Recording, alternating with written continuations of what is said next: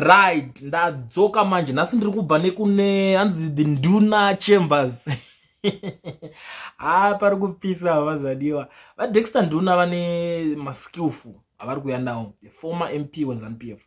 Vekumboita mbiri vachinoda kunoita skillful rekuti vawane degree ka. Yakanetsa kanyaya yedegree rere zvisingaiti. Nanhasi munogara vanhu muchingotaura nezvayo kuti Nduna akazoda degree akazoda.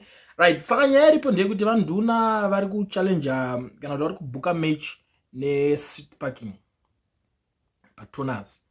Seat parking yanetsa, saka vari kubhuka match paHarare nepaBulawayo. Ndo pavari kubhuka match because vatonetoka vanenge varwadziwa, munhu anenge arwadziwa kuti ime seat parking dii kwacho zvekuti munongoklemba mota dzevanhu kuita sei zvisina musoro wese. Saka isusu tinenge tiripo pakuita sei pakuya tichirescue vanhu.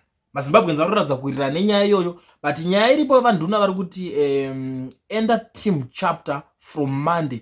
The parking fees will go down to the levels we determined for the good order of the citizens across all cities and towns. We are not into business of clamping and towing away vehicles, and if by some remote change the former parking marshals from Tendi 3 and seat parking Harare clamp your vehicle, we will be ready as team chapter to assist you to unclamp the vehicle. Municipality police have no arresting powers, so they can't come to assist the rogue parking marshals.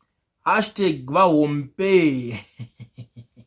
Ndo mashoko aripo ari kubuda navaDexter Nduna advocate. I don't know kuti tingati advocate kuti munhu anenge akambofoira ubva azonzi advocate. Just that's zvasiyana nekumachechi kakuti mwana unotomboenda kuBible school unofoira bangonzi atongopastor uyane calling wakadedzwa. Vamwe vacho havatoendi zvamuchose because vakatozongogara vatongotuka zvinhu zvacho kuti zvina basa tinongobuda takaita se pamwe iye anogona kuti inini ndiri advocate kubva ndichizvarwa ndakangozvarwa ndakadaro.